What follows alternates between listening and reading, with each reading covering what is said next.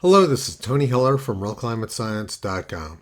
Albert Einstein said, "Blind belief in authority is the greatest enemy of truth." And the United Nations says, "The era of global boiling has arrived." So let's take a look at how government agencies measure global boiling. There's no such thing as a global thermometer. Every day there's a huge variation in temperatures at different locations on the planet. In order to calculate an accurate average global temperature, you would have to have temperature data from almost every location, because there can be very large variations in temperature across very short distances. So let's take a look at how NASA calculated the global temperature in 1884.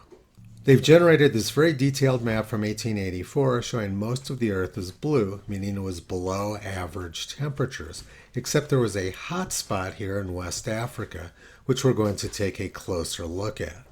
The green dots on this map show where NASA has temperature data from 1884. You can see that there's almost none in Africa, but there is one dot in West Africa, which we're going to look at closer. The one thermometer which NASA has temperature data from 1884 is located at Freetown, Sierra Leone. Freetown is now a large city, but it wasn't in 1884. This is all of the temperature data which NASA has for that thermometer at Freetown.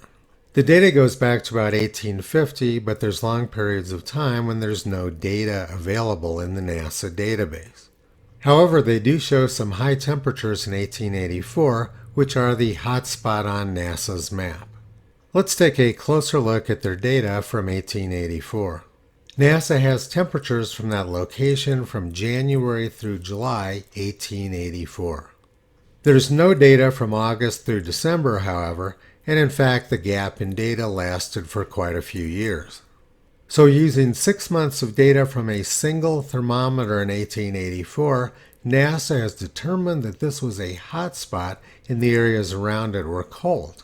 But how did they determine that most of the rest of Africa was cold when they didn't actually have any thermometer data? This looks more like a political map than a scientific one.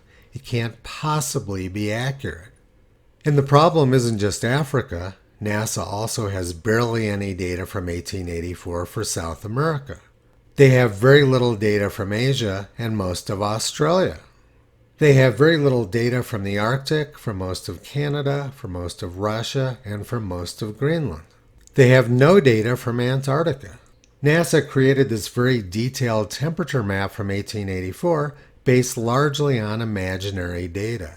Most of the planet doesn't have any data to derive this map from. This map is fake.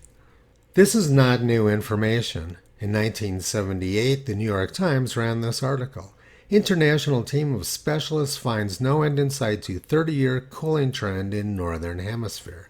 And then down at the bottom they say, data from the Southern Hemisphere, particularly south of latitude 30 south, are so meager that reliable conclusions are not possible.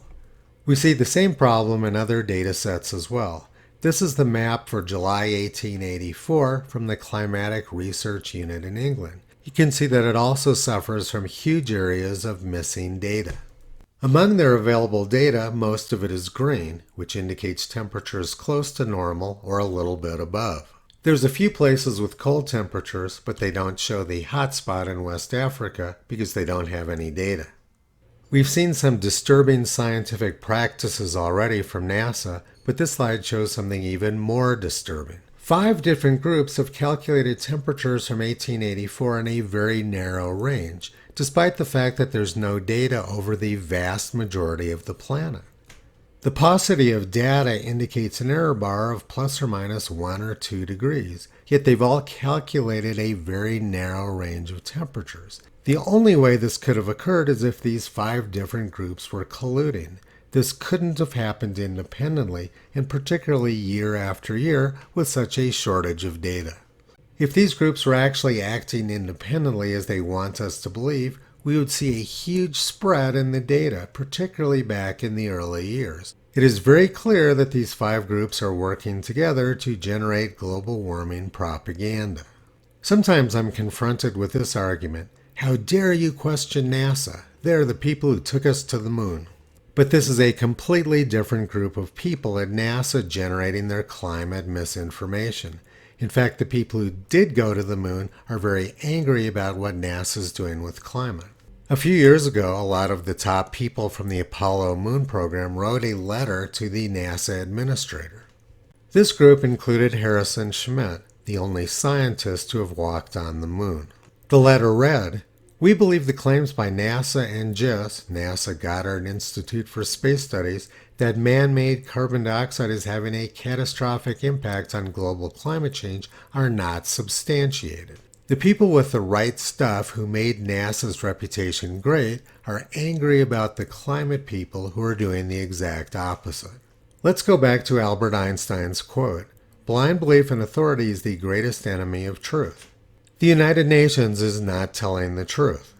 And the United Nations is basing their nonsense on this sort of intractable nonsense from NASA and other government agencies. These maps and graphs are utterly ridiculous and have nothing to do with reality. Toto has been pulling back the curtain on fake climate science for almost 16 years. You can visit him and his family on the web at realclimatescience.com.